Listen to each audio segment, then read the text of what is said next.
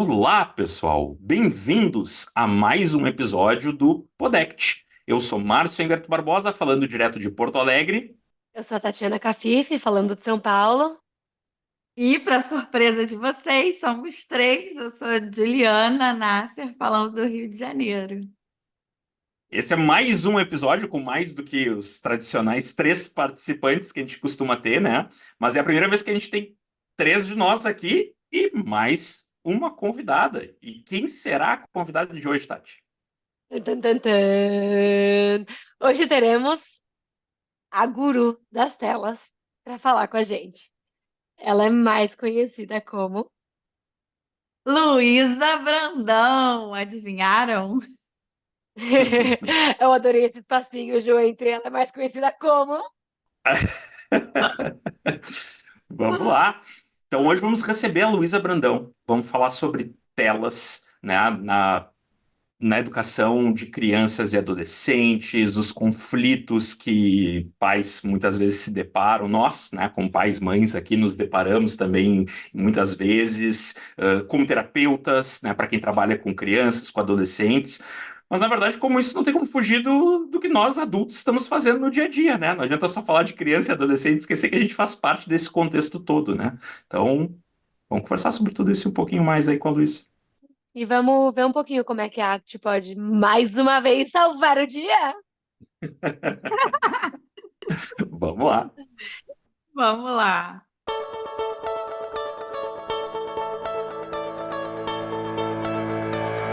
Luísa, muito bem-vinda ao Podect e, por favor, te apresenta para nossa audiência, da onde tu vem, para onde tu vai e Olá, tudo bem? Obrigada pelo convite. Estou muito feliz de estar aqui, muito feliz de discutir esse tema que é a minha inquietação existencial atual.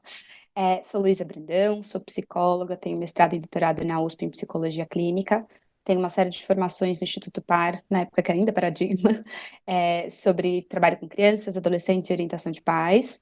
Tenho uma jornada aí no SIG tanto do Brasil quanto internacional de crianças, adolescentes e famílias.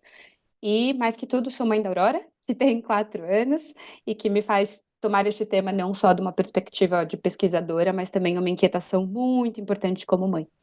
Então, algumas das minhas camadinhas aí. perfeito, perfeito. E acho que todos nós aqui, né, temos filhos e vamos trazer um pouquinho também das nossas inquietações enquanto pais, mas também enquanto psicólogos, né? E acho que a Gil pode abrir com a primeira pergunta, quem sabe, Gil? Oi, Luísa, obrigada por estar aqui com a gente. Eu vou te começar dizendo que, assim, esse tema, talvez ele nos leve a uma certa fusão. Em primeiro lugar, eu acho que eu estou aqui com o meu lado mãe mesmo, e até na hora de fazer as perguntas, sabe? E engraçado que foi um dos episódios mais difíceis de elaborar o roteiro, porque esse roteiro poderia ser muito ramificado, dava para pegar diversos caminhos. E então foi difícil assim poder pensar em qual caminho seguir, sabe? Eu acho que isso traduz um pouco do tamanho da complexidade da problemática, né, que a gente está vivendo atualmente. Então, para a gente começar, assim, como é que você enxerga o contexto atual da tecnologia, no uso das crianças e dos adolescentes? E se a gente já tem consciência dos efeitos das telas sobre a saúde mental? O que que a gente tem consciência hoje sobre isso? Obrigada pela pergunta, Jo. Acho que sim, é um tema que está em toda parte e tem muitas ramificações. E acho que a gente agora está num momento de pesquisa que, apesar de especificamente, então, por exemplo, quando eu abro para ler pesquisas sobre o YouTube, ainda não existem pesquisas suficientes. Quando a gente abre para abrir pesquisa sobre videogame, ainda tem muito tema não especificado. Rede social é uma loucura, porque está saindo pesquisa agora de rede social que não é mais usada, e aí já foi lançada outra amanhã. Então, apesar de individualmente faltar muita pesquisa, não é um tema que a gente possa dizer assim, está resolvido, a gente já sabe absolutamente tudo, mas há muitos indicativos de diferentes aspectos, diferentes contingências envolvidas que envolvem prejuízos para a saúde mental. né? E aí acho que é legal a gente pensar que os impactos das tecnologias, elas variam muito ao longo do desenvolvimento. Então, por exemplo, quando a gente vai falar de impacto de tecnologia em idoso, parece ser mais benéfico do que maléfico, porque um dos grandes problemas para idoso é a solidão. Então, eu não posso olhar para a tecnologia sem olhar para o desenvolvimento. E aí, quando a gente pensa especificamente nas crianças e nos adolescentes, a gente ir quebrando isso por micromomentos, do desenvolvimento, que para bebê é diferente de que é ali para pré-escolar, que é diferente de escolar, que é diferente de adolescente novo ali, Fundamental 2, que é diferente para o ensino médio. Então, é importante entender que a literatura ela tem feito essas secções por idade, e que essas secções por idade são relevantes para a gente ir compreendendo os impactos ao longo do desenvolvimento. E acho que a gente pensar, apesar de a gente estar aqui num fórum de psicólogos, então a gente tem uma ênfase para a saúde mental importante, acho que quem trabalha com criança e adolescente sabe que a gente não consegue olhar só para a saúde mental. Que a gente, para entender de saúde mental, a gente precisa olhar para o desenvolvimento como um todo. E vários dos estudos que já saem, o que a gente já compreende sobre impacto, impacta a saúde mental indiretamente por impactar outros aspectos do desenvolvimento. Então, não é só linear, mas também são impactos que vêm de diferentes dimensões. Tá. Tati, diga lá, qual é a nossa próxima pergunta para a Luísa? Ô, Lu, eu ia te perguntar sobre. A gente tem visto diferentes escolas, diferentes movimentos nos Estados Unidos, aqui no Brasil, tentando avançar de alguma forma, nessa pauta de tecnologia, tentando, de certa forma, eu diria, proteger as crianças e os adolescentes dos diferentes malefícios que a tecnologia pode trazer. Eu não quero falar tecnologia, eu quero chamar de uso excessivo de telas e de redes sociais, porque a gente sabe que nada é bom ou ruim. Mas eu acho que eu vou quebrar essa pergunta em dois. Você falou sobre a tecnologia nas diferentes etapas do desenvolvimento, né? E como ela pode ser incrível para idosos e às vezes maléfica para crianças pequenas ou jovens adolescentes. Conta um pouquinho mais para a gente, antes da gente entrar nas diferentes maneiras como as escolas estão tentando olhar para esse assunto e manejar esse assunto tão difícil. Quais que são os malefícios que o uso excessivo de tecnologia, o acesso indiscriminado a redes sociais, a meios de comunicação instantâneo podem trazer para, vamos dizer, pré-adolescentes, adolescentes, crianças entre 10 e 14 anos? Ô, Tem algo da tua Luísa, pergunta? posso Diga, acrescentar um desculpa. ponto a essa pergunta Claro. da Tati? Porque na sua resposta, até fiquei pensando assim, além disso, como é diferente os problemas causados em cada fase do desenvolvimento. A gente pode pensar em N aspectos para pensar em problema, né? E, sei lá, dando apenas um exemplo, na adolescência eu fico pensando nos danos de uma deep web da vida e por aí vai. Então, assim, além disso, ainda tem esse tipo de ramificação dentro das próprias fases de desenvolvimento, o que me faz pensar que é muito pertinente a gente pensar assim, né, em relação a fases de desenvolvimento, antes de pensar em qualquer coisa relacionada à saúde mental. Sim, acho que sim. Acho que tem algo que talvez seja legal da gente ter como panorama, que tem a ver com a pergunta da Tati. Tem uma autora que eu gosto, ela chama Shimi Kang. Ela tem um livro que foi traduzido para português, chama Tecnologia na Infância.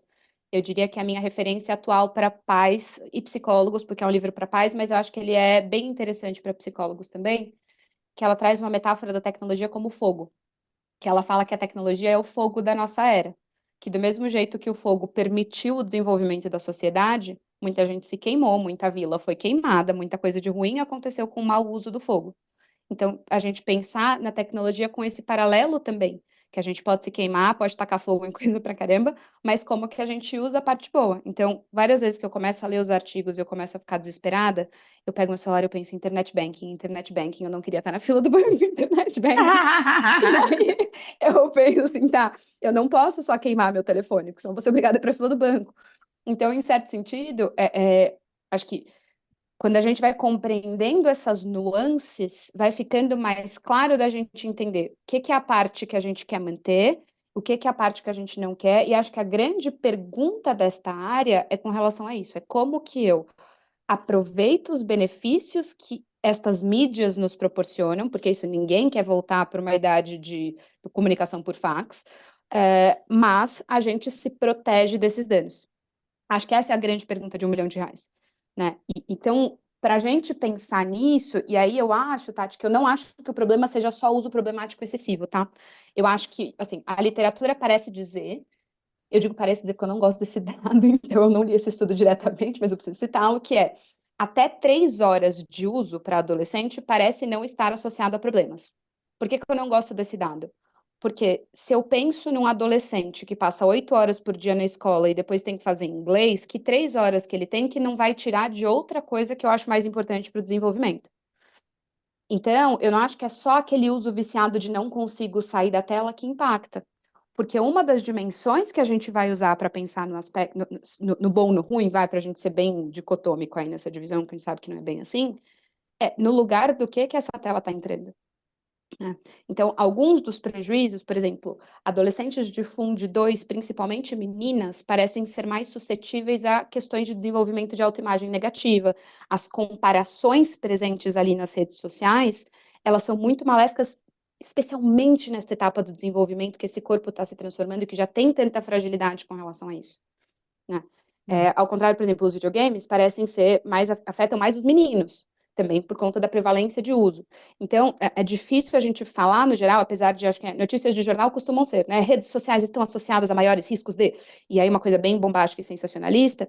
Eu acho que a gente, pensando em um fórum de psicólogo que também se preocupa em quem a gente está atendendo no consultório, tem uma outra frase que eu gosto, essa eu não lembro de quem que é, lembrei, eles falam de videogame, mas eu gosto de pensar nela para tela no geral, que eles falam assim, pensar no efeito de videogame, então, de tela, sem perguntar qual, é que nem falar qual que é o efeito de comida.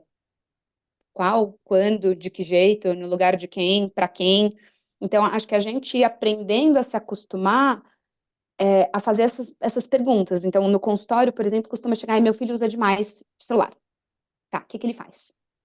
Meu filho usa demais YouTube. Beleza, o que que ele está assistindo? Porque, por exemplo, literatura de YouTube, o que que aparece?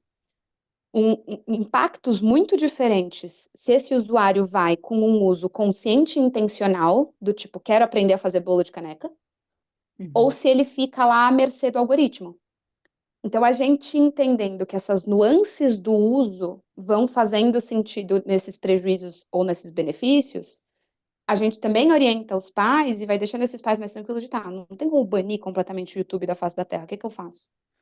Né? Então, a gente vai ensinando essas nuances, que para bebês é zero, tá, gente? Para bebês é zero, e a gente vai banir sim da face da Terra. Mas depois, conforme eles vão crescendo, a gente quer ensinando eles também a navegarem nesse universo.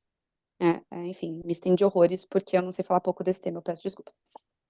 Nós te convidamos para isso, para Eu te ouvir achei falar sobre genial. isso. Desculpas, eu ia só falar que eu achei genial e eu queria te perguntar a partir de quando que a gente pode começar a introduzir essas telas, entendendo que não. Pensei na minha filha de 6 anos e falei, ai meu Deus, não quero que seja com 6 anos. Antes era uma ênfase muito grande em horas. E aí, conforme os estudos foram se fortalecendo também em fazendo essas diferenças, os guidelines mais recentes não falam necessariamente só em horas, eles falam em horas e qualidade do uso. Então, por exemplo, existe já parâmetro para uso de 2 a 5 anos, que é de até 1 hora por dia.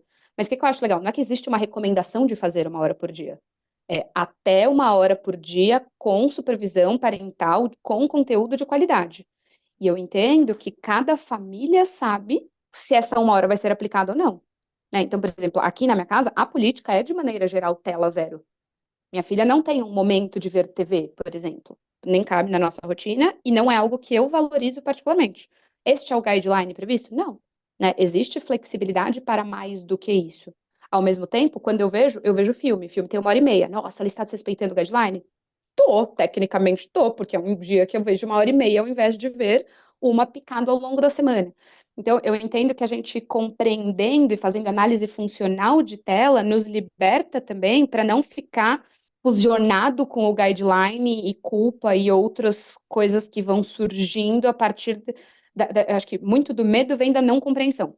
Então, eu gosto de ser cri-cri, explicando nuances, explicando funcionamentos para libertar da fusão com regras e um segmento de regras que às vezes atrapalha vida valorosa, né? Parentalidade valorosa, desenvolvimento de criança guiado por adultos que estão com este valor em mente, né? Enfim. Mas, ô Luísa, eu vou acrescentar uma coisa aqui, porque você falou agora aqui, ó, você deu um abracinho na minha culpa, entendeu? Porque a Tati fez essa pergunta de 6 anos, eu falei, ai, meu filho tem 7 hoje. Mas a gente teve ali uma introdução com ele, guiada, né? Antes, assim, com 6, com 5, talvez, para mediar algumas coisas que eu não dava conta de responder. Ele tem umas perguntas que eu jamais conseguiria responder. Então, assim, a internet ela vem como um auxílio mediando uma relação que acontece ali com nós pais e ele, né? Então, assim, nesse sentido, eu posso dizer que assim foi uma coisa importante para mediar ali alguma coisa nessa nossa relação, sabe? E aí eu acho que a E gente volta para a pergunta favorita da analista do comportamento, né, Ju? Que é, tá bom, qual que é a função desse uso de tela? exato. Maravilhosa a sua pergunta, Tati, porque foi uma, na minha jornada, eu tenho estudado esse tema desde 2018, porque eu entrei no doutorado em 2019, então em 2018 comecei a fazer projeto, não sei o quê, e aí acho que essas perguntas vão se transformando ao longo das minhas pesquisas no tema, porque, por exemplo, acho que eu quase passei pelos 7 estágios do luto, assim, pensando em, meu Deus, por que que estão dando isso para as nossas crianças? Isso parece terrível. Aí uma coisa de culpa, aí uma coisa de raiva, e aí, em certo momento, acho que eu fui conseguindo elaborar isso. E uma pergunta que eu sempre faço em aula, quando eu estou discutindo a questão da parentalidade das telas, é: a gente precisa olhar para a função que a tela tem para todos os envolvidos. Uma das perguntas que eu gosto de fazer é: por que os pais oferecem a primeira tela aos seus filhos? Por que que os pais mantêm o filho nas telas depois que já ofereceram? Por que que esta criança pede tela? Por que que este adolescente pede tela? Eu acrescentei na minha última aula que eu dei, que eu nunca tinha parado para refletir sobre: por que que este avô ou esta babá dão tela? Porque o que chega de gente para mim falando: eu não dou tela, mas vai na casa da minha mãe, eu não consigo controlar. Então, acho Uhum. que a gente tem que entender que a tela, ela tem um papel na dinâmica familiar como um todo. E que se eu venho desse lugar de a magnânima suprema que não dá tela para filha, eu não vou conseguir atingir ninguém e talvez não transformar a relação. Né? Então, eu tenho refletido também sobre a função do psicólogo orientando pais sobre telas. E acho que o Uhum. lugar que eu estou hoje, talvez semana que vem, se vocês me perguntarem, pode ser outro, mas hoje eu estou num lugar de a gente precisa ajudar as famílias a tomarem decisões informadas, porque existe muita desinformação, é um campo de lobbies, é um campo que dá muito dinheiro. Nós somos, de uma perspectiva capitalista, motivados a usar e dar telas o tempo todo. Então, existe uma perspectiva crítica que a gente precisa entender para a gente poder se colocar de maneira crítica também na tomada de decisão. E eu acho que existe um outro papel também que nós, como adultos da sociedade de maneira geral, o nome em inglês é Media Literacy. Em português, eu já vi alfabetização digital, eu já vi letramento digital, eu já vi alfabetização para as mídias, acho que não tem um consenso de um termo em português, mas que é tal qual vai dinheiro. Eu não vou jogar meu filho começar quando ele tem 18 anos e falar: toma aqui um salário, beijos. Eu vou ensinando ele, aí eu coloco ele lá na loja, peço para ele pedir o troco, ou mostro para ele, né? Hoje em dia que é um cartão de crédito, minha filha faz Pix o dia inteiro em casa. A gente vai ensinando neste mundo para eventualmente eles irem ganhando autonomia nesse uso. A gente vai fazer a mesma coisa com tecnologia. E aí eu entendo que existe o papel que é dos pais, existe o papel que é da escola, existe o papel que é da sociedade como um todo nessa mediação. E acho que nós, então, voltando para o nosso papel como psicólogos, de que jeito a gente fortalece os pais para tanto a tomada de decisão, quanto para ensinar algumas coisas que precisam ser ensinadas. E aí, acho que até talvez até me perdi na pergunta, se você- mas acho que a ideia é a gente pensar assim: a tela tem função para todo mundo.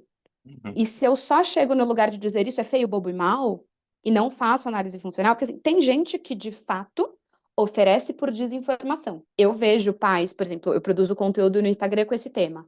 E eu vejo gente que me agradece e fala: poxa, eu nunca tinha pensado sobre isso, obrigada, vou tomar mais cuidado. Então, existe uma função, às vezes, quero o melhor para o meu filho. Eu tenho uma amiga que me procurou e disse: Lu, eu achava que tela era bom para bebê, porque eu achava que o bebê precisava deste tipo de estimulação visual. Então, existe pai que oferece tela para desenvolver, desconhecendo que aquilo faz mal.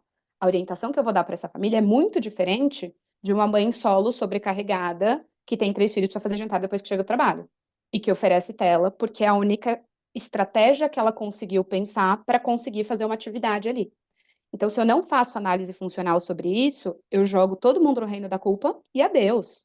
Porque a pessoa levanta uma muralha desse tamanho e para de me ouvir. E aí eu paro de conseguir impactar essa família com relação a um uso mais consciente e mais saudável dessas telas. E sabe, Luísa, eu tava te ouvindo e pensando assim, né?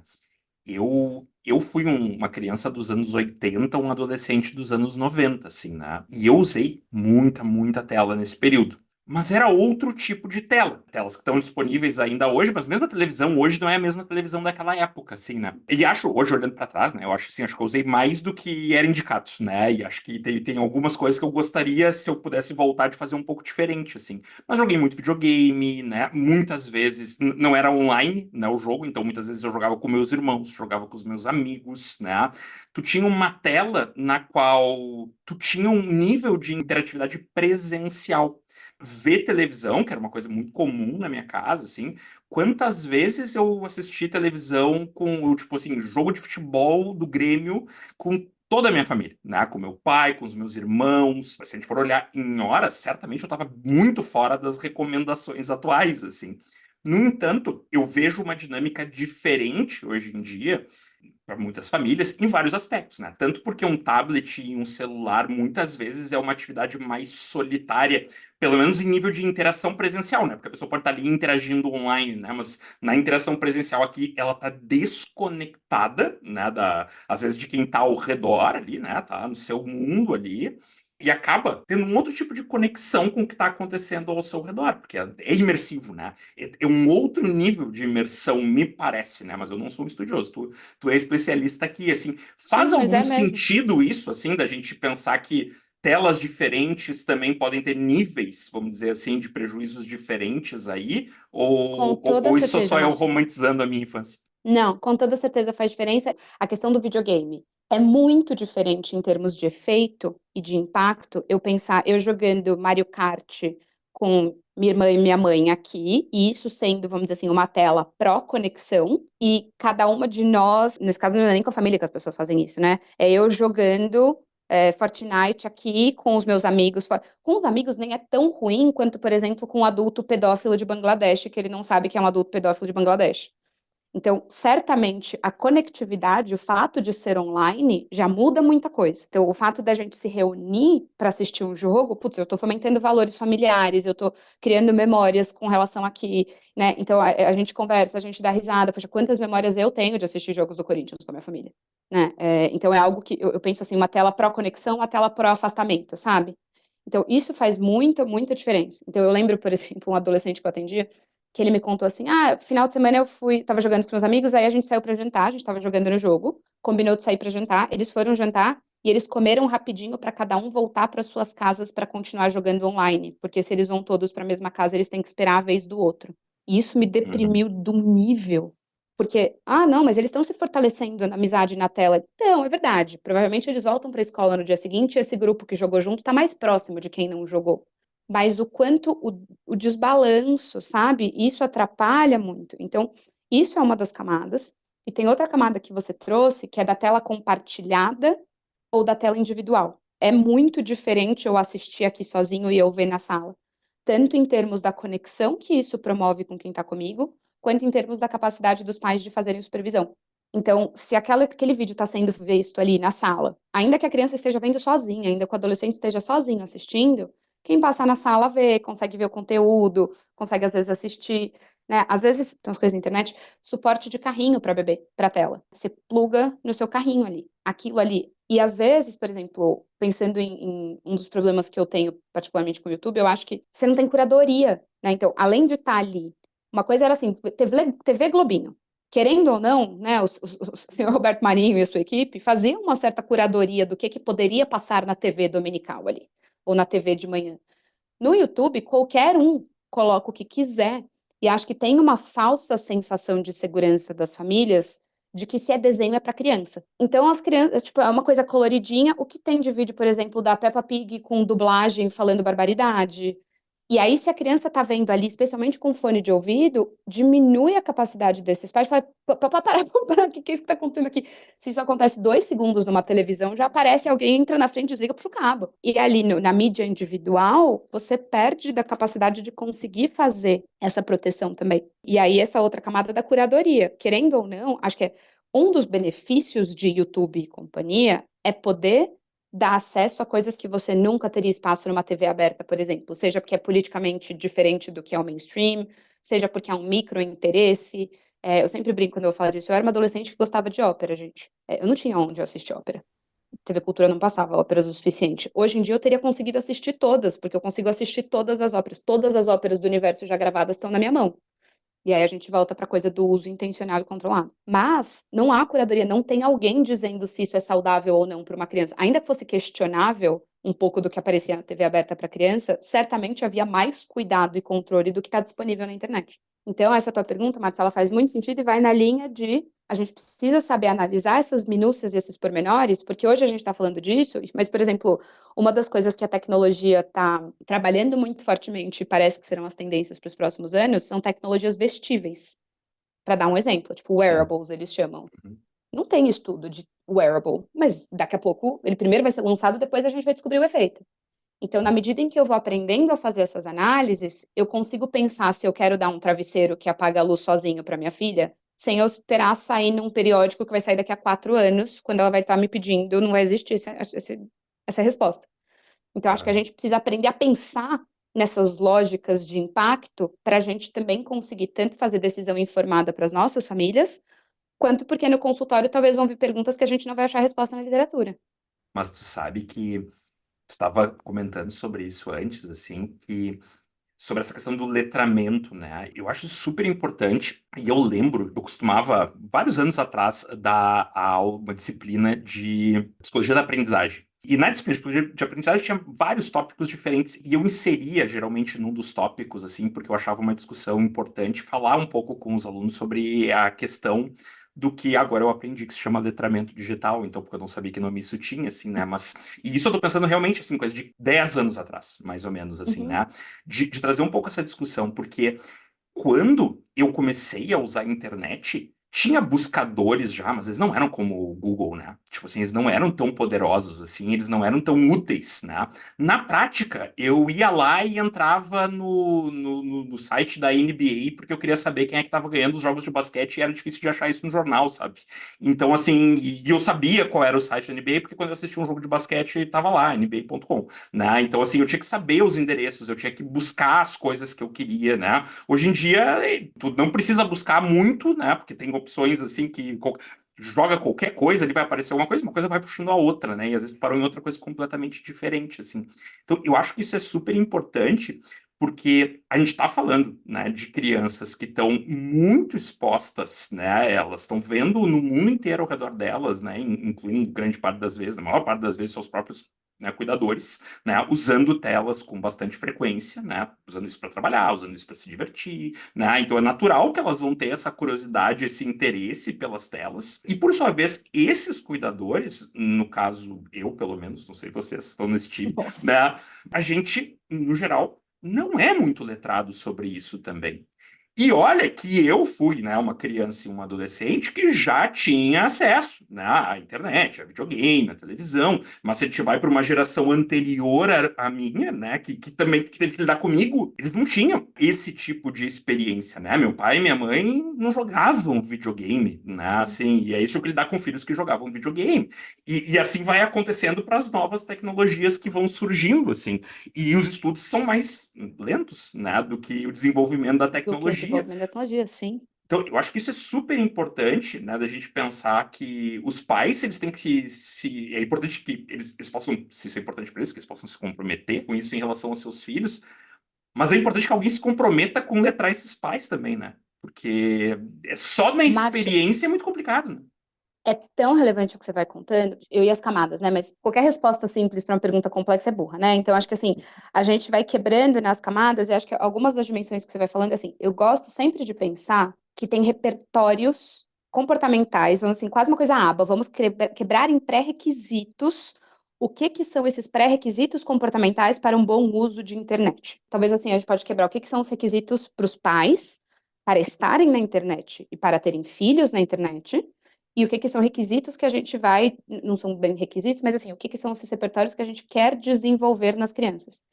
E aí acho que parte do que você vai falando é assim, várias das famílias têm a percepção de que porque a criança sabe rapidamente clicar nos ícones, ela sabe mexer. Mas seria o equivalente a dizer que alguém sabe apertar um pedal ou sabe dirigir. Não é isso que torna um bom motorista e não é isso que faz a gente liberar alguém para ter um carro. Não é o apertar o pedal, ainda mais hoje em dia com carro automático, mas é a tomada de decisão crítica. Então, se eu tiver que escolher um, eu diria que raciocínio crítico é o meu repertório favorito para um bom uso de mídia. E aqui mídia eu estou falando todas elas, né?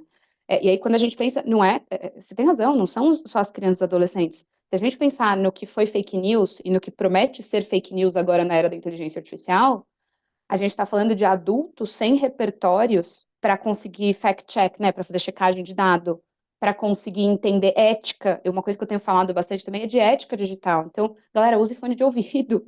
Galera, não poste foto de pessoas que você não pediu a permissão para postar. Então, tem algo que a gente está falando que eu acho que é uma lacuna.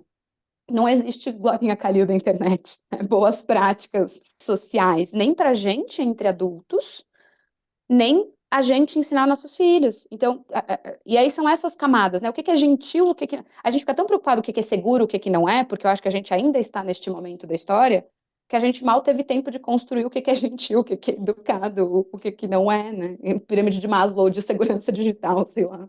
Mas, o Luísa, a gente estava falando um pouco aqui do pensamento crítico para esse uso e também da curadoria. E aí vamos lá, que eu acho que a gente entra também num grande problema. Primeira coisa é, a curadoria, ela minimiza impactos? Esse é um ponto.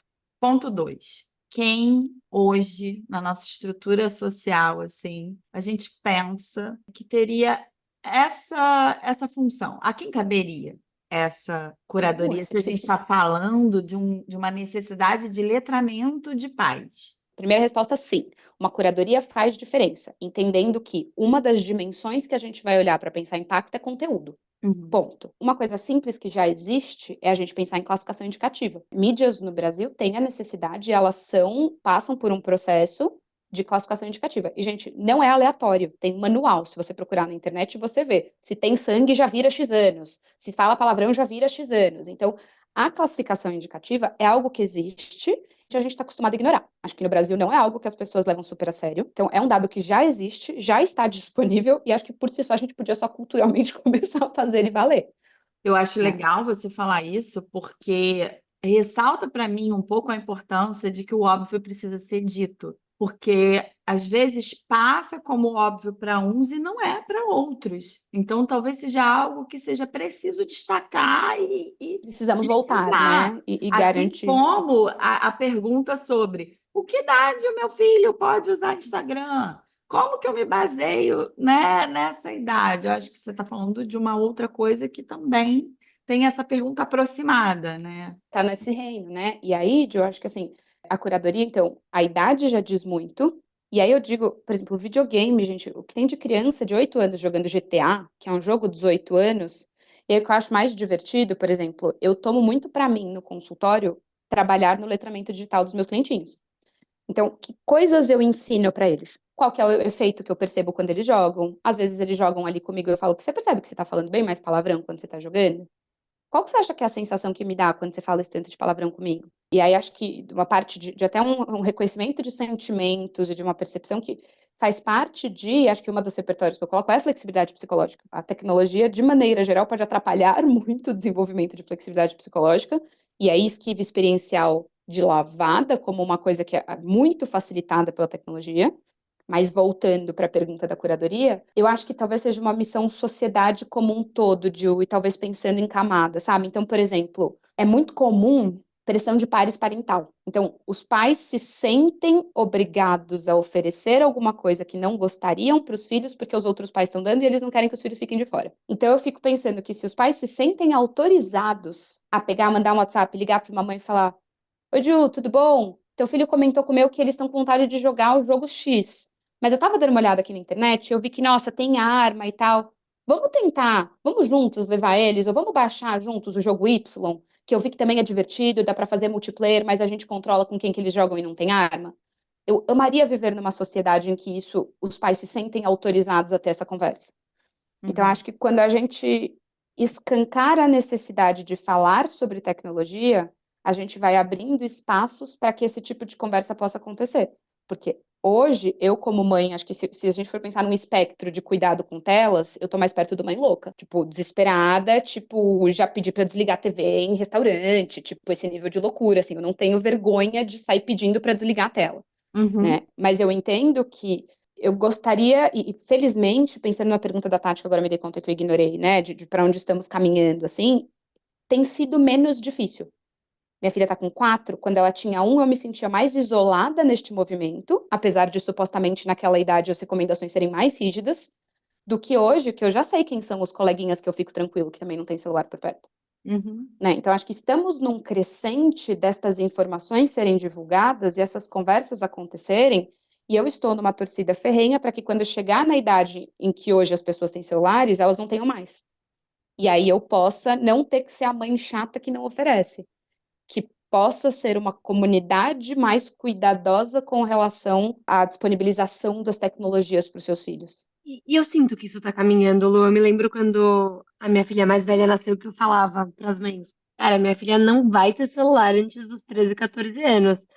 Aconteça o que acontecer. As mães falavam: Tati, você vai ferrar ela. O que ela vai fazer com a vida social dela? Você vai ser a única, ela vai ser a única que não vai ter. E eu e meu marido, a gente falava: bom, a gente vai ter que cuidar de autoestima e de autoconfiança antes pra estar tudo bem, ela ser a única que não vai ter. E hoje tá rolando na escola da minha filha um movimento super grande, super legal, com vários pais aderindo de vamos todo mundo não dar tela? E aí me faz pensar nisso que você estava falando, de uma mãe poder ligar para outra e falar, vamos pensar juntas nisso, vamos não dar juntas, que é esse movimento que eu tenho visto, não só na escola dos meus filhos, mas em outras escolas também, de juntar os pais e que os pais todos estejam de acordo em não dar. Faz umas 2 semanas teve uma festinha dos meus filhos e de repente uma mãe veio me chamar e falar, Tati, tem umas crianças que estão com celular porque parece que um motorista trouxe, um motorista emprestou o celular para eles, eles estão jogando joguinho. E eu achei tão legal isso de uma outra mãe que não era nem a mãe das crianças vir me falar, eu poder falar disso com os meninos, depois poder ligar para a mãe desses meninos e falar, ai, tirei o celularzinho da mão deles, conversei com eles, pedi para eles me darem o celular, tá tudo bem? Ela falou, não, super tudo bem, super obrigada. Então eu sinto que tá tendo um lugar coletivo das mães de vamos se ajudar a tirar as crianças das telas e colocá-las um pouquinho mais na rua para Da brincar. vila, né, Tati? Eu acho que, em certo sentido, Total. a frase clichê, né, do precisa de uma vila para criar uma criança, eu entendo que quando cuidar da exposição à tecnologia não estava tão em pauta, quem estava um pouco mais atento a isso não era a média, porque então, né, tem o professor Cristiano Nabuco, é uma das referências, né, na investigação de dependência tecnológica e temas sobre esse tema. E numa aula ele comentou, ele falou assim, gente, qualquer brinquedo para ser lançado tem que passar pela Abrinq, tem que passar pelo Inmetro, tem que passar por uma série de instituições. A tecnologia não. Ninguém regulamenta, ninguém faz um estudo, ninguém faz um teste para ver se aquilo é benéfico ou não. E acho que como pais nós não nos sentimos sequer autorizados a questionar algumas coisas. Acho que a tecnologia veio para todo mundo como essa coisa brilhante e maravilhosa do futuro que é apresentada em conferências e quem tem é rico, maravilhoso e status. E acho que precisou de um tempo, pensando que os primeiros smartphones são de 2007, de lançamento, assim, para a gente ir percebendo o impacto, o alcance e o quanto isso é prevalente e o quanto isso vai, acho que fazendo disrupção em culturas. Tem práticas culturais muitas que tendem a morrer se a gente continuar nessa toada que a gente está, e práticas que a gente não sabe se faz sentido, se a gente quer que morram. Então, eu gosto muito que a gente possa discutir isso, porque a gente não sabe para onde vai, a gente sabe que não vai embora, a gente sabe que só vai aumentar. Mas eu entendo que a gente poder se colocar num lugar de questionar e de perguntar e de, putz, primeiro eu quero ver, para depois testar, que é na contramão do que talvez seja o mainstream até pelo menos 1, 2 anos atrás, eu já acho maravilhoso. Porque a gente protege, a gente cuida, a gente não é só das crianças e dos adolescentes. Acho que, como adultos, estamos todos muito adoecidos com os nossos usos de tecnologia. Não tá legal. No meu doutorado, a gente desenvolveu, assim, estudou um tratamento para transtorno de estresse pós-traumático com o uso de realidade virtual. Então, assim, eu estudei bastante sobre o uso de realidade virtual em psicoterapia, né? E uma das coisas que é curiosa é que um dos elementos, vamos dizer assim, potencialmente benéficos, né, ou assim, né, que levariam a justificam, né, esse estudo e esse investimento é que as pessoas aderem mais.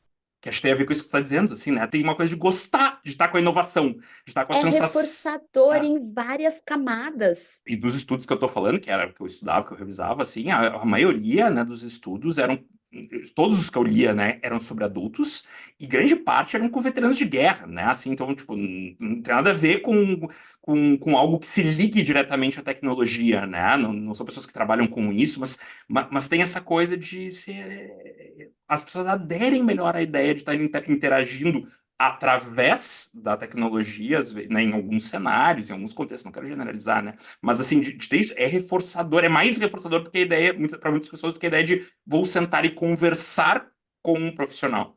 Até porque, nesses casos, tem muito a ver com estigmas também, né, dentro dessas instituições. Então, cara, é uma discussão mais complexa, mas assim, mas de como tem um elemento reforçador que aproxima, assim, não, não estava pensando em Você fazer, tem mas tem uma noção, tecnologia no Márcio? meio, de repente pode ser legal, né? É, quando fala-se de videogame, o que a literatura vai trazendo é isso, é uma máquina de ensino muito poderosa, porque tem um domínio de ferramentas de reforçamento que eles vão combinando, então, tanto esquemas de reforçamento quanto magnitude de reforçamento.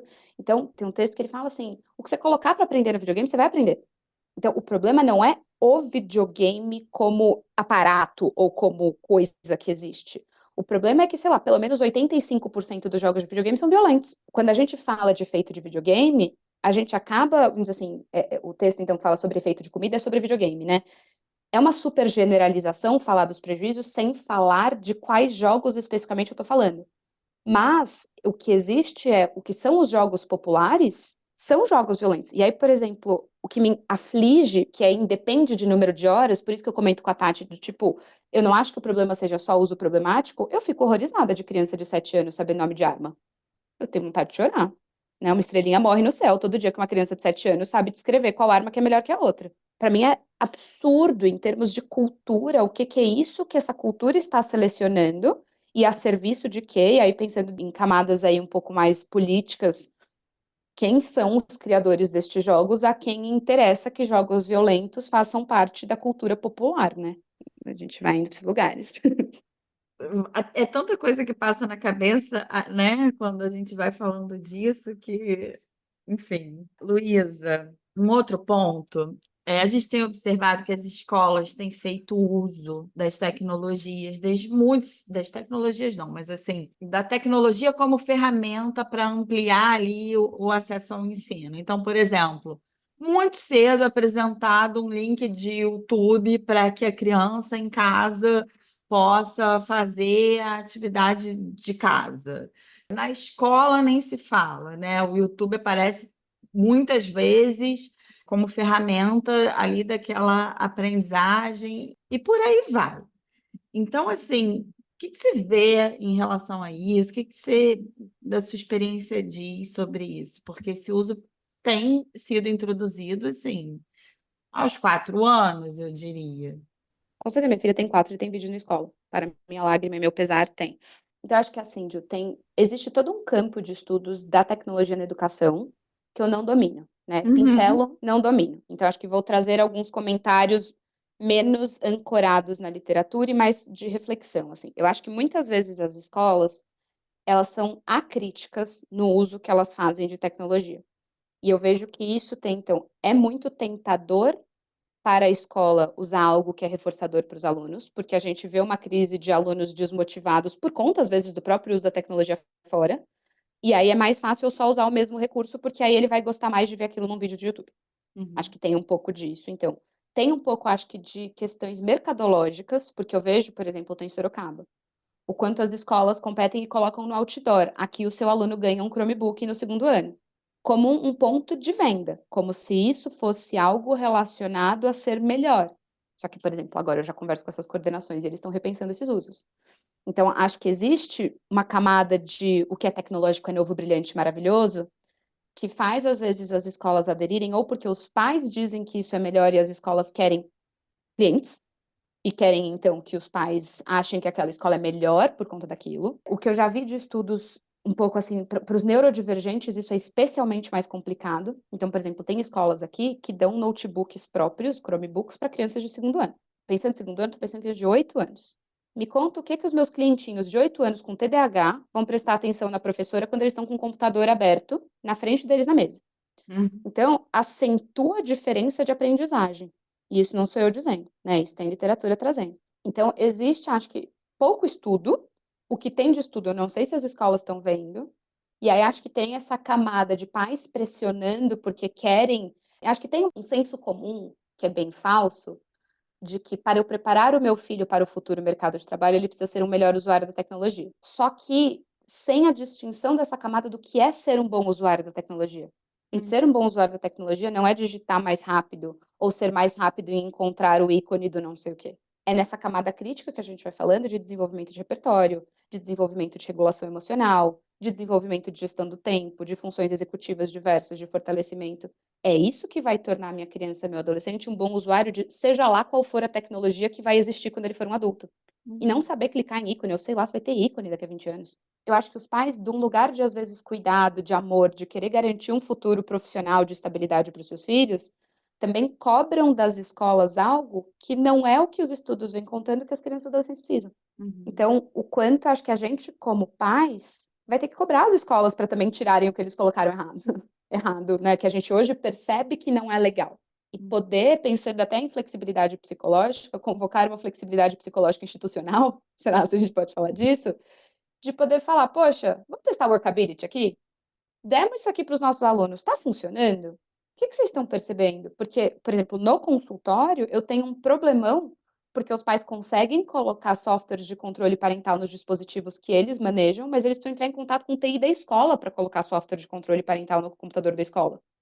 E aí, às vezes, os meus adolescentes burlam os controles parentais de casa no computador da escola.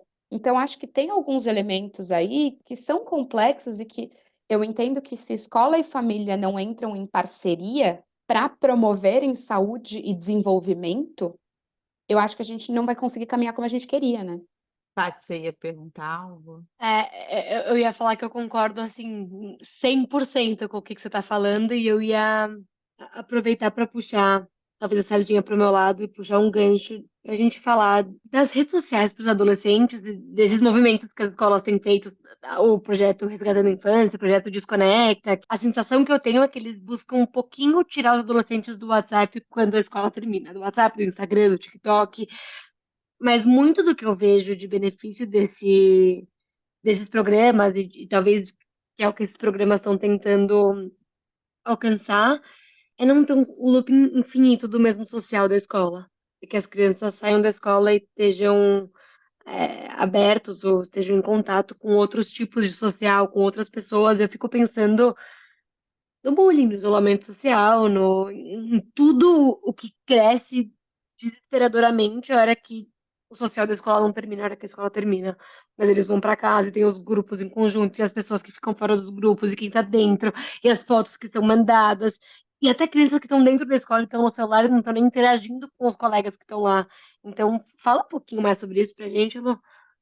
Eu acho, Tati, quando você vai contando, fica gritando na minha cabeça assim, empobrecimento de repertório, empobrecimento de repertório, empobrecimento de repertório. Então, acho que em vários sentidos, né? Um dos sentidos é o que você falando, acho muito legal a gente falar disso, porque acho que tem poucos espaços que a gente fala disso. O quanto é legal crianças conviverem com variedades de crianças. Porque às vezes conviver sempre com as mesmas pessoas é maravilhoso para aquelas que são populares nesses grupos ou que se encontram socialmente, né? Exatamente, exatamente. E mesmo para essas, eu não sei se é bom elas serem as incríveis o tempo todo. Eu quero que uma criança que talvez seja popular na escola, que ela seja mais ou menos no futebol, porque ela precisa saber ocupar o papel social de ser mais ou menos, pensando que existisse uma hierarquia, mas acho que dá para entender do que a gente está falando, né? Eu acho que as redes, em certo sentido, elas privilegiam tipos muito específicos de repertórios. O que é ser popular, que acho que é um tema que também se populariza na internet. Quando a gente era adolescente, não existia popular que nem existe hoje. Existiam pessoas com destaques sociais, mas não existia como existe hoje. Hoje eu acho que já é algo muito mais importado de culturas de fora, que eu acho que vem de mídias também, acho que talvez mais de seriados e filmes, mas hoje existe reinos de populares e eu vejo crianças de 10 anos preocupadas com o status social. E eu entendo que eu gosto que essas crianças, eu gosto não porque pessoalmente o Luísa tem um prazer especial nisso, mas eu vejo que as crianças se beneficiam em termos de desenvolvimento de conviverem com diversidade, de estarem em outros ambientes e de mesmo com as mesmas crianças fazendo atividades diferentes para que se perceba, poxa, ele é bom em matemática, mas eu sou o melhor no karatê. Quando a gente está junto aqui, a gente fala disso, né? Então, existe discriminação contextual, existe uma série de repertórios sociais que vão sendo desenvolvidos que quando são as mesmas 7 crianças convivendo via texto, via um mundo editável, via um mundo do retoque, via um mundo da edição, é muito grave. Então, acho que quando a gente convoca as nossas crianças a existirem, nossos adolescentes fora das mídias sociais, e aí pensando em Hexaflex, para a gente pensar em ACT, eu estou trabalhando todos os processos de Hexaflex, né? Porque em certo sentido, eu vou para valores. Quando a gente pensa em desenvolvimento de valores na adolescência, eu não vou pensar em clarificação, eu vou pensar em desenvolvimento. Eles não têm nada claro ainda para clarificar.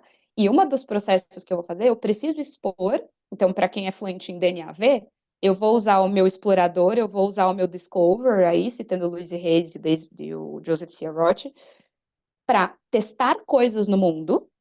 Aí eu pergunto para o meu noticer, para o meu observador e para o meu conselheiro, meu advisor, como foi, para eu perceber se eu quero me engajar mais naquilo, para eventualmente isso virar valor. Se eu só faço a mesma coisa, que é algo que tem nível de esforço baixo, com uma recompensa gigantesca, isso inclusive me priva de experimentar experiências do mundo que requerem algum grau maior de esforço. E é outra das coisas que eu acho grave, independente de uso problemático ou não. Porque, gente, eu tô falando de treino. Se eu faço isso aqui e eu ganho chuva de dopamina, por que raios eu vou aprender a andar de bicicleta sem rodinha? Que dá um trabalho do cão, machuca, eu tô exposta a intempéries, preciso convencer meu pai a sair para me levar a andar de bicicleta. Não vou. Por isso que eu tô falando das camadas, assim, quanto mais a gente vai explorando as nuances, eu acho que a gente vai entendendo por que que a gente precisa falar disso. E Luísa, eu sinto já um impacto em jovens adultos que não sabem, que estão vivendo muito na esquiva, com muitas dificuldades sociais e que não tiveram a oportunidade de fazer leituras sociais, né? Porque o fato da gente estar aqui conversando, eu estou vendo a sua expressão o tempo todo. E o quanto não se perde no desenvolvimento, né, de uma criança e de um jovem quando ele está ali muito mais pelas relações via redes, né? Essa leitura, ela é muito importante, e isso se perde. É E empobrecida, né? E outras Mas uma camadas de dimensão social. Desculpa te cortar, Márcia, mas acho que é nesse sentido tem algo do mundo editado, né? Então, por exemplo, eu trabalho com alguns, né, alguns adolescentes que chegam até mim por conta de mau uso de tecnologia, por eu estudar esse tema e tal. E aí tem alguns que eles tentam a todo custo me convencer que tá tudo bem ter amizade só na internet. E aí um dia um deles estava com problemas com relacionamento social, sofreu uma sessão, chegou na sessão seguinte, resolvi. Falei, me conta o que aconteceu, né? Crente que eu tinha ali coisa para reforçar. Não, eu bloqueei. Então, você não aprende a lidar com a diferença, você não aprende a lidar com o desconforto. E aí, vamos dizer assim, situação para treino de assertividade, você não fala que você não gostou, você só bloqueia, você passa para o próximo. E como isso, eu acho que se reflete, a gente tem visto falar nas mídias, na medida em que a geração Z vai atingindo a maioridade e vão entrando no mercado de trabalho, a gente começa a ver, né, principalmente em jornal de negócios, essas coisas que gostam de falar de questões geracionais, eu acho que a geração Z acho não, tenho certeza, de literatura. É a primeira geração que chega com mídias sociais e smartphones de fábrica, vamos dizer assim, por default, né?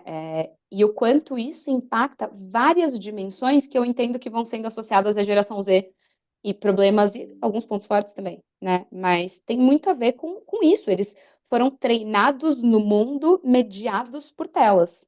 Que repertórios são esses que se destacam e quais são aqueles que ficaram atrofiados?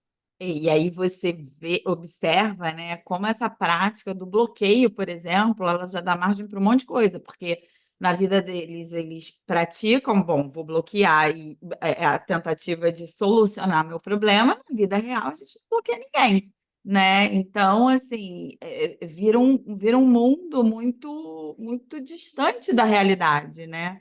E sem nenhum treinamento para lidar com essa realidade que na vida você não bloqueia, né? E aí, quando a Luísa fala de atrofiação, eu vou pensando numa rigidez que vai se dando, né? Numa falta de flexibilidade, nessa falta de repertório que eu só sei fazer uma coisa, eu só sei agir de um jeito. E aí, quando o mundo começa a exigir coisas diferentes de mim, eu vou lá e eu me retraio pra esse mundinho que eu conheço, que eu domino, e que eu posso me esconder nele. E aí a gente E começa que a é ver esquiva atrás de altamente esquiva. reforçador. É, é, Porque não é uma esquiva que é reforçadora só pelo negativo, como é. vai no mundo real tantas esquivas são. É uma esquiva que, além do reforço negativo, ela é surrealmente, em magnitudes desproporcionais do mundo real, reforçadora positiva. Então, é um convite para uso problemático, e aí sim, uso excessivo, vício e Uhum, essa uhum. montanha aí. Porque eu vou pra onde eu quero. Eu E tenho eu tô, controle. assim, careca de ver no consultório jovens adultos, eu não tô nem falando de adolescentes, me falando, Tati, às vezes eu percebo que eu tô ansiosa, não porque eu percebo no meu corpo, mas porque eu falo, caramba, passei 6 horas no Instagram hoje. E aí eu falo, devo estar muito ansiosa. E aí quando eu penso, eu falo, caramba, eu tô muito ansiosa, eu tô rangendo os dentes e tudo mais. Mas a percepção, a própria percepção não vem nem de conseguir olhar e tatear o mundo interno, né? Os Vem de um encobertos. aviso que o celular dá de horas de tela. E olha que já estamos, às vezes, dependendo, né, com que tipo de paralelo a gente está fazendo, já estamos num ponto positivo de que tem um aviso de tela, né, ou de que É, tem pelo menos a é. noção de que está passando do ponto, né, porque para outras pessoas sequer isso acontece, né, assim, às vezes não está nem se dando conta de quantas horas estão indo ali, ou de que tem uma mudança no próprio padrão de consumo, vamos dizer assim, não sei se é o melhor termo, né, mas de certa forma ali Faz da própria... sentido pensar, né? Uhum, uhum. Foram as vozes da minha cabeça que inventaram? Ou tem um estudo que compara a dopamina que é liberada com o uso de redes sociais com o uso de drogas? Pode ser que tenha, tá? Não é um estudo que eu li e tenha. Mas, se suas vozes inventaram, elas contaram pra mim e não sou estranha, assim. O que eu acho que dá pra gente pensar é, independente da comparação direta, eu acho que, em termos de produção de comportamento mesmo, acho que se a gente percebe a magnitude que este fenômeno tomou socialmente, a gente só pode estar falando de algo muito reforçador. Porque é Uhum. reforçador independente de cultura, é reforçador independente de idade, a gente está falando, acho que, de uma camada até filogenética mesmo. Para quem gosta mais de teorias da conspiração e afins, é o que a gente vai vendo em documentários como é que chama das redes? Dilema das Dilema das redes? redes. Dilema das redes, isso. O quanto não é sem querer, é todo um trabalho muito bem feito e muito bem programado de engenharia comportamental para que cada elemento seja cuidadosamente pensado para me manter ali. Então, por exemplo, quando eu vou Pauleira. trabalhar com adolescente, eu penso assim, adolescente odeia ser manipulado. Então, esse é um bom jeito de eu contar para eles, que é para eles ganharem controle, que é, você gosta de ser manipulado? Você não tá na internet porque você quer. Você tá porque estão fazendo você ficar. Você quer viver a sua vida? Então presta atenção se você tá porque você quer ou porque seu celular tá te mandando ficar. E aí, então, assim, vou pensar em valor. Se para ele a autonomia é um valor importante, de que forma eu vou ajudando ele a perceber que aquilo não é autonomia? O que de Genial. fato é autonomia? Então, e acho que quando eu penso em promover bons usos, e eu amo poder falar disso num fórum de ACT, porque eu entendo que a flexibilidade psicológica, ela é, junto com o raciocínio crítico, para mim, um conjunto de habilidades central. Porque, por exemplo, o que me faz ler de noite e não mexer no Instagram, o que eu não consigo todos os dias, é pensar que a Luísa que eu quero ser é a Luísa que lê.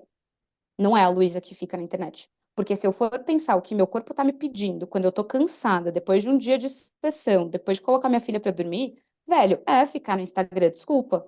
Haja flexibilidade psicológica para eu escolher o reforço de menor magnitude, de médio e longo prazo, e não a bomba de reforçador de curto prazo. Tati, Nesse documento. talvez nação dopamina, para isso que O você livro, falou. né? Ah, eu É, acho que sim, eu acho que sim. É, a gente falou de letramento digital e eu tenho um termo que o documentário do Dilema das Redes usa para descrever nossa relação com a tecnologia, que eles chamam de uma digital pacifier, que é assim que eles chamam? Uma chupeta É uma chupeta digital, né? digital. E aí, eu, ouvindo isso que você falou, eu fiquei pensando na minha sobrinha de 2 anos, que adora uma chupeta. Se você perguntar pra ela qualquer hora do dia, você quer PP? Ela vai te falar sim. E olha pra gente, né? E quanto mais cansada ela tá, mais as chances dela trocar qualquer coisa pela PP. Ela fala pra mãe dela: Mamãe, vamos fazer um combinado? Só um minutinho de PP? Quem não se sente assim, no fim do dia, exausto, só um minutinho? E não vira só um minutinho, né? Que de repente é 1h30, e ai meu Deus, eu acordo amanhã às 7, já são 1 da manhã. É Exato. nossa PP. E E não uma tem o PP papai e a horrorosa, mamãe pra né? tirar a PP e pra pôr só na hora do berço. Sim, Uma PP horrorosa que exato. deixa os dentes todos tortinhos. Nesse paralelo, talvez a gente é o dentista, né? Que tem horror a PP. Sim. Talvez. Mas falando em bomba de dopamina, efeito reforçador, assim, nós estamos muito curiosos por uma pergunta que não sei se vai saber nos responder, mas a gente tem que fazer. Qual é a feitiçaria do YouTube Kids que faz com que as crianças fiquem horas e horas vendo os YouTubers abrindo presentes ou brincando com brinquedos que às vezes eles têm em casa, mas não brincam, eles veem o outro brincando. Cara da Luísa. Então vamos lá. Eu vou dizer uma coisa que eu tenho criado coragem de dizer publicamente faz pouco tempo. De tudo que eu tenho estudado, eu não tenho encontrado usos seguros do YouTube para crianças com livre acesso ao YouTube. Então é diferente, por exemplo, minha filha gosta de balé, eu mostrar o videozinho dela do balé do meu lado e guardar meu celular. Uhum. Agora, Uhum. não existe um uso seguro para eu entregar e falar, tó, filha, vai ali e fica um pouquinho. Não consegui encontrar. Por quê? Porque os mecanismos do YouTube, e aí pensando no YouTube Kids, acho uma propaganda maravilhosa como case de marketing, terrível do ponto de vista de alguém que cuida da infância, falar em YouTube Kids, porque faz parecer que tá tudo bem para as crianças. E não tá. E não tá porque o tipo de curadoria, o tipo de cuidado que tem, eu acho que tá longe de ser suficiente para, de fato, promover um uso seguro para as crianças. O que acontece é, na mesma linha que eu estava falando do videogame, os mecanismos de reforçamento, eles são até filogeneticamente pensados para as crianças. Então é vídeo com brilho, com cor, que dança. Pô, criança de 2 a 4 anos ama musiquinha. Já foi escola de educação infantil? É isso que eles fazem, eles cantam musiquinhas o tempo todo e dançam. Né? No YouTube Kids é isso, só que aí você põe um elefante que solta brilho cantando a música, e aí ele se mexe o tempo todo, e aí aparece um outro elefante por trás, e aí, por exemplo, os mecanismos, reprodução automática. Se eu quero diminuir o nível de prejuízo de YouTube, uma das recomendações práticas é desligue reprodução automática, porque pelo menos a coisa tem fim. Uhum. Né? No YouTube, ele vem como default com reprodução automática. Faz sentido. Se Né? eu fosse, Porque se eu quero me se eu manter fosse o dono do consumindo, YouTube, eu ia se eu botar fosse assim o senhor também. YouTube e ganhar dinheiro com isso, é isso que eu vou fazer, né? Tem algo sobre, parece que, também na linha de estudos que eu acho que eu vi em algum lugar, ou seja, nível de evidência zero, o poder reforçador de eu ver o outro brincar, o nível de dopamina parece igual ou maior do que quando eu brinco. Só que aí a gente pensa em custo de resposta, né? Do tipo, se eu vou ter o mesmo prazer para ficar sentado, querendo ou não, abrir um negócio, a gente tem custo de resposta. Né? Acho que pensar em custo de resposta para a internet, para mim, é maravilhoso, porque o custo de resposta geralmente é muito próximo de zero. E aí, gente, qualquer coisa que eu tenho algum grau de prazer com custo de resposta muito baixo de zero, tende a se manter o comportamento. Ainda mais essas crianças que, enfim, o que é isso que está sendo exposto? E aí a gente vai pensando, aprofundando a análise funcional, que é o ambiente ao qual essa criança está exposta se ela estiver fora do YouTube. Existe estimulação? E aí, como mãe de pré-escolar, caraca, dá trabalho ter pré-escolar, né? Então, que adultos são esses que estão disponíveis para oferecer entretenimento, e nem acho que crianças precisam ser entretidas o tempo todo, mas para match, para alcançar o nível de energia que eles têm para se desenvolver e para brincar e para descobrir coisas, que, putz, fica lá, eu fico aqui, acabei de ver 6 vídeos. Lu, eu pensei também numa habituação. Quão estimulante o mundo real pode ser quando comparado com uma tela que pisca, faz som, tem 3 elefantes coloridos cor-de-rosas que pulam e 200 coisas. Vocês já viram a galinha pintadinha? Ela é caótica, né? Psicodélica? É desesperador ver a galinha pintadinha. E aí a barra começa a ficar muito alta, né? Sim. Os sentar na grama, jogar bola, não tem a menor graça. Porque eu tô E a acostumada com gente a galinha volta pintadinha. E a gente volta para a escola, né, Tati? Porque aí a escola fala: se eu não coloco isso aqui também, o meu aluno não presta mais atenção na aula. Mas aí, ao invés da gente pensar, e daria um trabalho hercúleo, eu entendo as escolas de uma perspectiva também de custo de resposta. Dá muito mais trabalho eu ensinar esses repertórios que as crianças não vêm mais de fábrica, vamos dizer assim, do que só falar, então tá. Então é esse o jogo que é para jogar? Beleza, toma aqui o teu, cada um com o teu, uhul, papais felizes, crianças contentes e bora. Aí a gente está vendo na ponta o que acontece, tá? Todo mundo que trabalha com criança e adolescente com consultório lotado, quem trabalha com jovem adulto também está vendo essa onda chegando de jovens absolutamente despreparados para a vida adulta. Inclusive, a gente possivelmente não devia estar fazendo esse episódio, né? Porque pra gente é mercado, né? Assim como o seu YouTube, né? Ele bota lá no default, né? A gente talvez não devesse avisar, mas estamos aqui Usem telas, avisando. pessoal, pode deixar a galera no Instagram, faz super bem para criança, é maravilhoso. Só que não, no mundo dos recortes, né? Eu falo isso, aí você fazem uma edição, recortam, só colocam assim, psicólogo especialista em telas diz que Instagram é ótimo para crianças. Tipo, o quanto é Total. isso, assim, é muito pesquisa por default, por como o método científico é feito, é muito difícil a gente estabelecer relações causais com força estatística. Uhum. Então, pode ser que os estudos que estabeleçam relações causais não sejam os que mais têm, ou não sejam tão claros, porque a gente sabe o trabalho que dá para estabelecer uma relação causal, né? Então, tem algo que, assim, dá para ser cri-cri e dizer, poxa, mas isso não tem um estudo descrevendo, né? E aí, acho que veja, sou pró-ciência, gente, pelo amor de Deus, é de onde eu tiro o embaso, mas assim, eu não vou esperar sair um paper confirmando isso para eu deixar de oferecer, eu sinto muito. Eu prefiro pecar, assim, quando eu penso em desenvolvimento, eu acho que a gente só vive uma vez e uma infância perdida não volta atrás. Então, eu prefiro ser cautelosa, eu prefiro ser cuidadosa e pecar pelo excesso de cuidado do que o contrário, porque eu não corro atrás de um desenvolvimento que deixou de acontecer aos 3 anos. Eu vou estar sempre correndo atrás e eu vou estar sempre trocando pneu com o carro andando que já ficou para trás. Então, se for para pecar, eu peco pelo excesso, sabe? De cuidado. Só que o custo de resposta, né, do qual tu falava, assim, de fazer isso é muito alto, né? Então, de novo, se a gente tem aqui um zilhão de dúvidas de como conduzir isso, né, ou né, pais que de repente não estão focados nisso, estão focados em muitas outras coisas e tal, como é desafiador, né? Porque a ausência da evidência negativa muitas vezes é tomada como ausência de De problemas, né? problema. Uhum. E especialmente quando o custo de resposta de fazer diferente é muito alto, né? Porque daí é muito convidativo para nossa mente acreditar que tá tudo certo. E são só aqueles psicólogos contextuais chatos que ficam falando sobre os problemas das telas e tal, né? Assim, porque isso é de alguma forma o resultado de fazer essa mudança para qualquer um de nós aqui, eventualmente, ou de alguém que esteja nos ouvindo, é um custo de resposta mais alto pro cuidador também, né? Márcio, assim, eu tomo como pauta, até porque eu odeio ser hipócrita, então já que eu prego esta bandeira, eu realmente uso na minha vida. Uhum. E aí, na prática, eu não vejo os filmes do Oscar desde que eu tô grávida em 2019, né? Eu não sei os últimos lançamentos. Gente, eu vou dizer uma coisa pra vocês, eu amo ver televisão, é terrível, não é pra comer vendo TV, eu vejo. Eu amo, amo, tenho um prazer inenarrável de sentar e ver uma sériezinha, maratonar uma série, putz, Jesus é testemunha de que eu tenho um prazer inenarrável nessas coisas, mas eu não faço. E não é porque eu sou, nossa, que mãe maravilhosa, que santa suprema.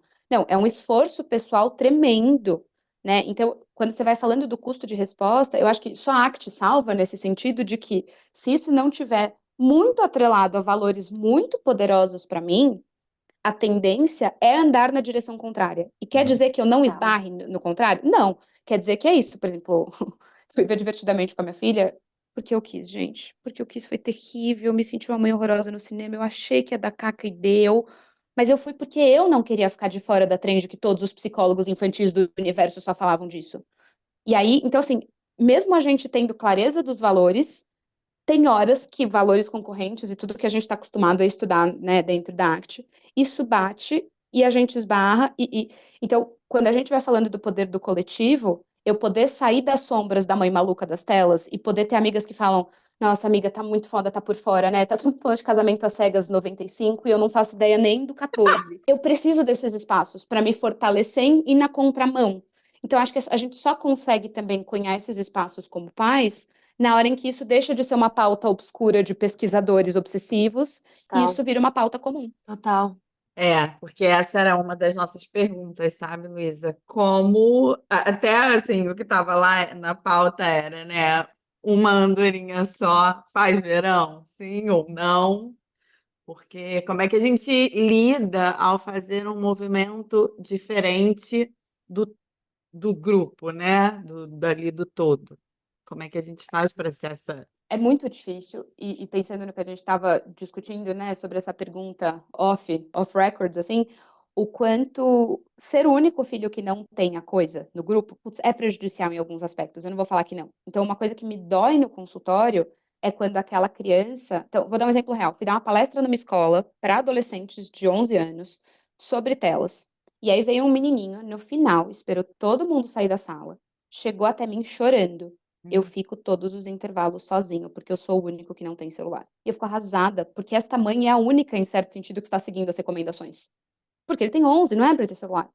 Só que é fato que enquanto isso não é uma pauta coletiva, enquanto a escola não proíbe usar no recreio, ele está sofrendo porque ele é o único sem. Então, nesse sentido, a andorinha individual não vai fazer verão. Talvez ele esteja protegido de outros riscos, porque ele não está exposto à pornografia, pedofilia, risco de lesão postural, riscos auditivos e toda a lista de transtornos, mas tem algo da dinâmica social que ele de fato está de fora, né? E a gente sabe da importância de estar incluído socialmente na adolescência. Então, é mais fácil a gente protegê-los quando a gente está no coletivo. Mas, em certo sentido, eu não acho que é do tipo, então tá, então vou só sucumbir e oferecer porque todos têm. Acho que tela não é a única minoria que famílias enfrentam, né? Acho que famílias religiosas em comunidades não religiosas também têm que lidar com isso de alguma forma. Então, né, por exemplo, eu já atendi famílias testemunhas de Jeová, que são comunidades muito pequenas, que não têm escolas próprias, que, por exemplo, não frequentava a festa junina, vai, para dizer um mínimo. Poxa, era toda uma construção que a gente fazia, de novo, valores. Como a gente fortalece a família ao redor desses valores e como a gente ajuda essa família a se conectar com outras famílias ao redor de valores, para que talvez na escola esse menino seja o ET 100, mas que ele saia da escola e vai jogar bola com outros moleques que também não têm, né? E coisas assim. E, Luísa, você estava falando do exemplo da escola, eu fico pensando que tem uma camada também muito séria e comprometedora, né? Que é do discurso que destoa, né? Da prática. Então, por exemplo, às vezes uma escola está lá liberando o uso do celular e, ao mesmo tempo, falando de todos os malefícios e de todos os riscos que aquele celular vai causar para. Então, a gente cria um tipo de comunicação muito enlouquecedora, né? Contraditório, né? Muito incoerente. Exato.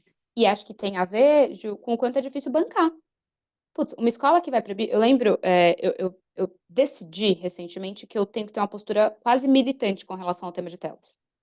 Porque as empresas são militantes com relação a promovê-las. Então, se eu ficar em silêncio, vamos dizer assim, o outro lado vai ganhar.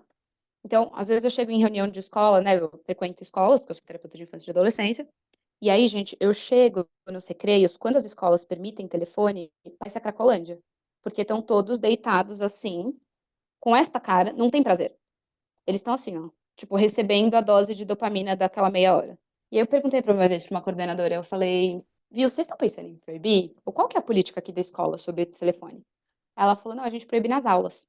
Eu falei, ah, que legal, mas você percebe os estudos que estão saindo, que mostram que não é só nas aulas que isso é um prejuízo? Aí a gente até pensou, mas os pais não querem, né? Os pais querem conseguir falar com os filhos. Então, quando a gente vai para a questão mercadológica, de novo, das escolas, eu acho que as escolas é um custo de resposta muito alto peitar pais.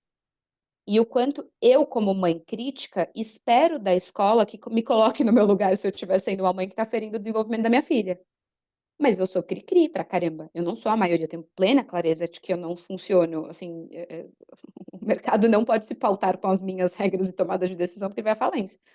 Então, de que forma a gente precisa entender que as escolas estão num lugar complicado e que acho que, quando, de novo, a parceria da escola com a família. Quando as famílias falam, ei, escola, por favor, ajuda a gente também quer isso.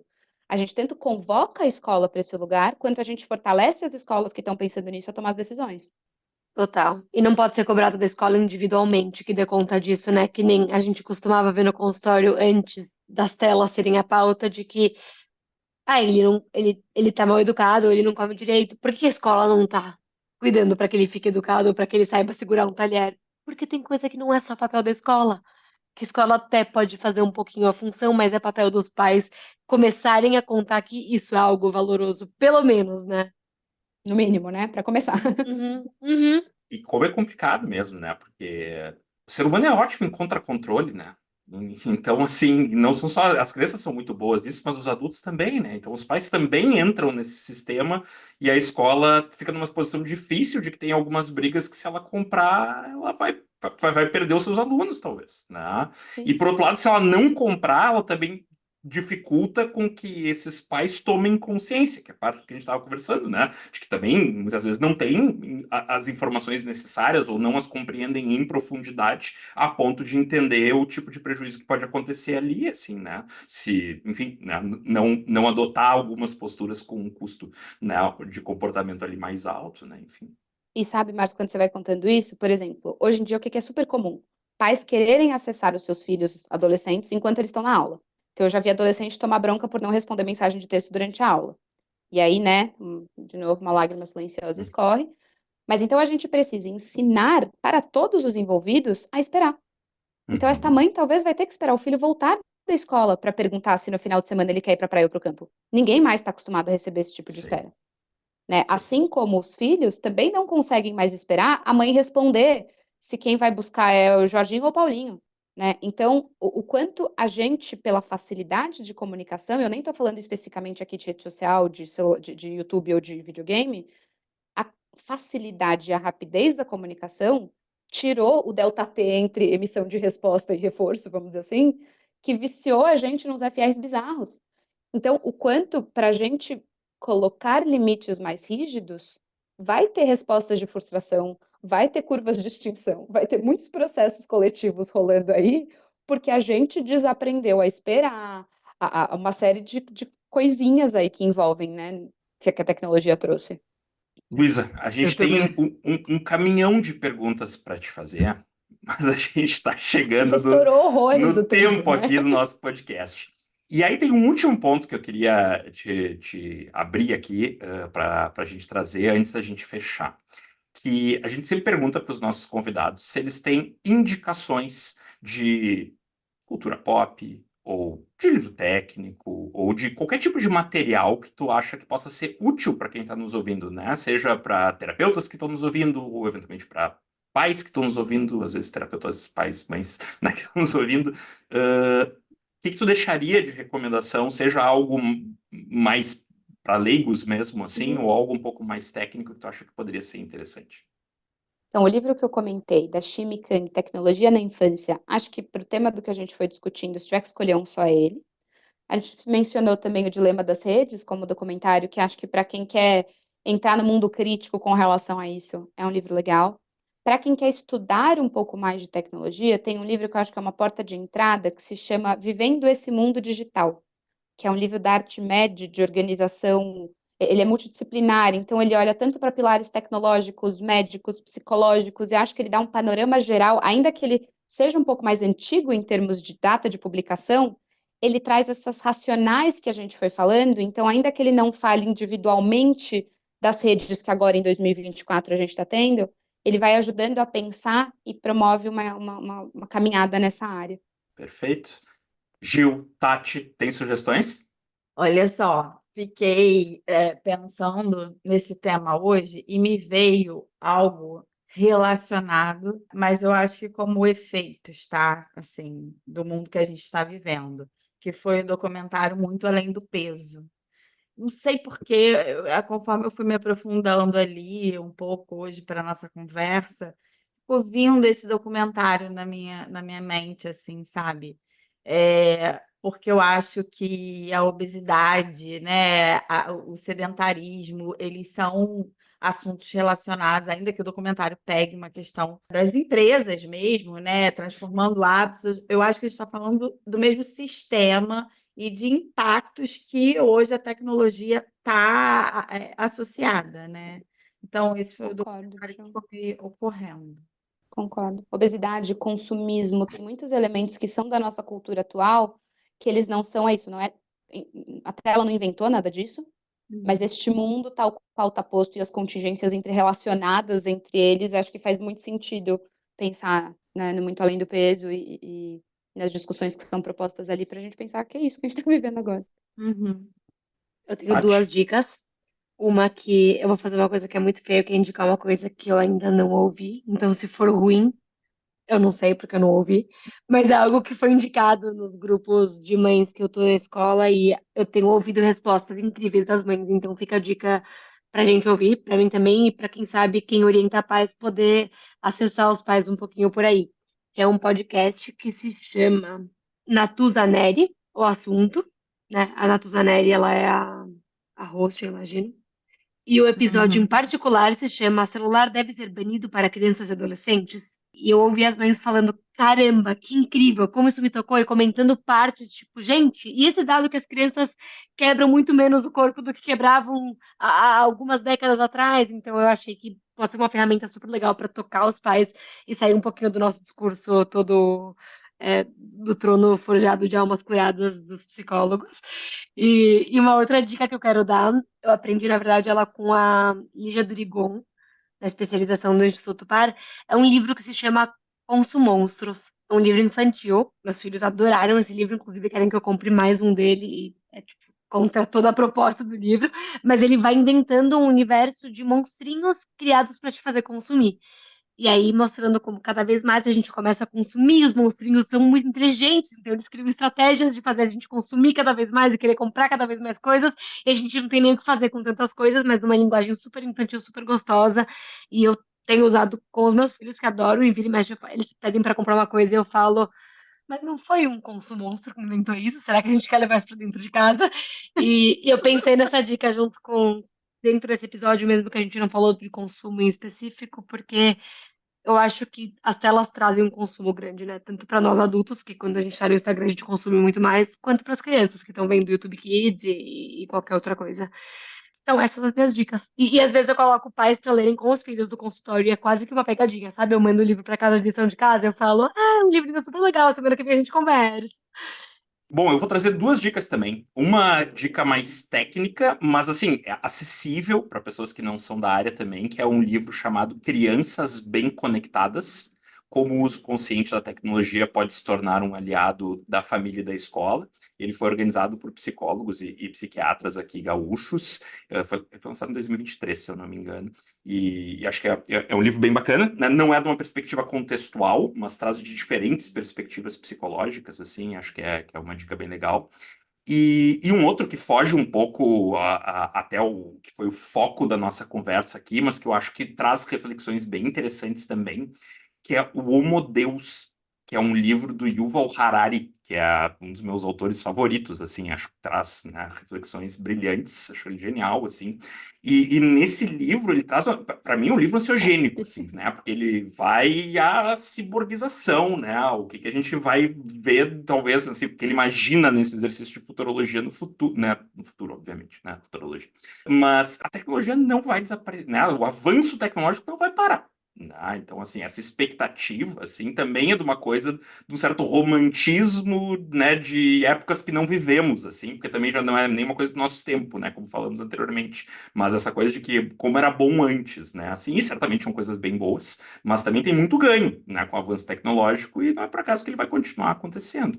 Mas acho que tocamos bastante no ponto de que a gente precisa pensar sobre como isso avança, né? Sobre que tipo de acesso a gente dá, sobre em que circunstâncias isso é usado, sobre que tipo de curadorias são importantes, né? Porque é isso, ela tende a avançar sem freio, né? E se a gente não colocar, né, os nossos freios, né, familiares, né, na escola, né, são alguns caminhos possíveis, porque, infelizmente, né, a gente não tem visto até aqui, né, iniciativas governamentais mundo afora para cuidar disso, né? É muito mais no Contundentes o micro. suficiente, né? Uhum. Posso puxar uma frase de impacto, Márcio? Uma Pode. anedota de impacto. No ano passado eu fui assaltada e levaram meu celular. Meu mundo Eu me acabou. lembro. O mundo acabou. Eu não tinha agenda, eu não tinha o contato dos meus clientes, eu não tinha backup desse celular. Eu fiquei assim, cega. E aí eu me lembro de falar pro meu pai, pai, eu tô assombrada, eu tô cega, eu sinto que eu não consigo ver, eu não sei o que eu vou fazer na próxima hora. Isso é um horror, a gente tem que fazer alguma coisa, olha isso, olha a minha dependência. E aí ele me falou, Tati, depois que inventaram a roda, que inventaram o carro, todo mundo é dependente dela. O problema não é a roda, o problema não é o carro, o problema é o que a gente faz com isso, né? Se a gente para de andar, para de Maravilhoso. correr. Resumindo tudo que a Luísa trouxe hoje, talvez essa seja a mensagem, né? Maravilhoso. Muito bom. Luísa, Muito bom. muito obrigado pela tua presença, pela tua participação. Foi muito bom te ter aqui com a gente. E queria abrir o espaço para tu deixar o teu tchau e também teus contatos, como é que quem nos escuta pode te encontrar aí, seja nas redes sociais ou qualquer outros canais que tu queira deixar. Primeiro, queria agradecer. Como vocês perceberam, eu gosto muito de falar sobre isso. E eu gosto quando essa discussão vai parar em lugares para além do quantas horas o meu filho pode ficar na internet. Porque acho que isso a gente acha, você joga no Google, tá aí. Né? Eu acho que é justamente promover espaços de reflexão que vai ajudando a gente a construir usos valorosos das mídias. Então, acho que para mim foi muito gostoso estar aqui e a gente poder ir versando tanto desse lugar de psicólogo, como de usuário, como de pai, de mãe, Então, para mim foi muito gostoso estar aqui. Queria realmente agradecer o espaço e a condução de vocês. Foi muito gostoso para mim. Eu brinco de Instagrammer e eu morro de vergonha de falar, mas eu tento promover um espaço de pílulas de reflexão com relação a esses temas no meu Instagram. Então, meu Instagram é Luísa com Z, ponto C, ponto Brandão, sentiu? Super fácil. Mas tipo, tem uns videozinhos lá sobre insights que eu vou tendo, sobre alguns temas mais teóricos que às vezes eu estudo e eu acho que vale a pena a gente trazer. Ele não é nem para pai nem para psicólogo, ele é por um pouco dos dois. Pensando nisso, eu gosto de que as pessoas pensem sobre isso. Eu não preciso que ninguém vire especialista em tecnologia, mas é isso, a gente não consegue entender comportamento contemporâneo sem olhar para a tecnologia. Então, ao menos poder pensar sobre isso, a gente precisa conseguir. Né? Então, contem comigo para estes espaços e estas conversas que, de maneira geral, eu topo, que eu adoro. Ótimo. E como sempre, o Instagram da Luísa vai estar nas notas do episódio também. Espero que ninguém tenha batido o carro tentando anotar. Gil, teu tchau, teus contatos. Olha, Luísa, quero te dizer que eu já fiquei pensando aqui em várias pessoas para compartilhar e poder divulgar essas informações que eu acho que são tão valiosas e hoje me mostrou muito a importância de que as coisas, às vezes, que passam como óbvias para a gente não são mesmo. Às vezes é a partir do básico que a gente precisa começar e espalhar e alertar, né? Então, obrigada mesmo pelo seu tempo aqui. E eu tô no Instagram, na página Diálogos Somam, e acho que podendo conectar um pouco com esse tema, acho que eu estou lá principalmente para poder levar alguma reflexão assim que eu possa e que possa atingir alguém e que possa ajudar alguém. Então, tô lá. Olha, se o Instagram descobrir o que vocês duas falam no Instagram, a conta de vocês vai ser cancelada, tá bom? Saibam. Bloqueadíssima, realmente. Vão ficar sem acesso. E o teu, Tati, tá ativo ou não tá? Gente, eu vou contar, eu vou falar isso só porque, né, eu acho que tem a ver com a pauta desse Instagram, tá bom? Eu tenho um Instagram, que ele é @Tatiana Cafife, e vai estar lá embaixo, eu não vou soletrar pra vocês, mas o Márcio pergunta se eu tô ativa ou não tô, porque vira e mexe eu deleto ele. Mas esse fim de semestre foi tão difícil, e eu deletei e baixei ele tantas vezes, PP. que agora eu não tenho mais acesso à senha. Eu falei pro meu marido, você muda a senha e não me conta.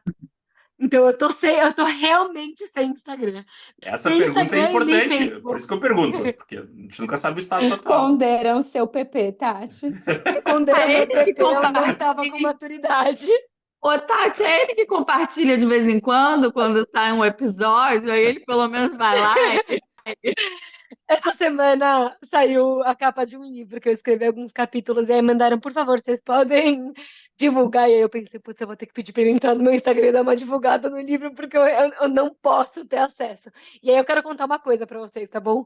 Quando vocês não têm acesso ao Instagram, a gente começa a usar Facebook de novo. Então eu não tenho nem a senha do Facebook, mas de novo, daqui Ah, a mas pouco não eu vou tem achar a ninguém senha do lá, não tem Orkut. problema.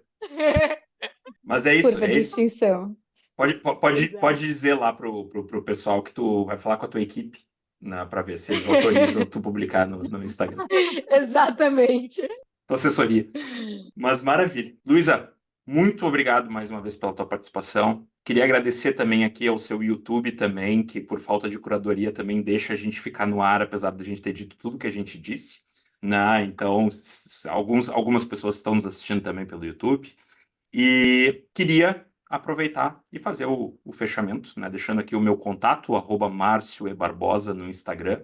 Também o contato do SIG, @SIGActBR, e o contato da ACBS Brasil, @ACBS Brasil. Se não deixaram ainda a sua avaliação 5 estrelas ali no podcast, no Podect, não deixe de colocar, porque é isso aí, né? A gente tem que aparecer nas telas para poder reclamar das telas e falar sobre os problemas delas. Então, podem nos ajudar aí também a nos tornarmos mais visíveis para quem mais possa ter interesse. Lembrei de uma coisa a partir Gil, disso. Só para dizer, gente, vocês que escutarem e tiverem alguma impressão, alguma pergunta, alguma coisa, Deixa lá no próprio Spotify, tem uma caixinha de perguntas. Pode deixar lá que a gente também olha por ali, só para lembrar isso. Então tá. Feito, pessoal. Valeu por terem nos acompanhado até aqui e até a próxima.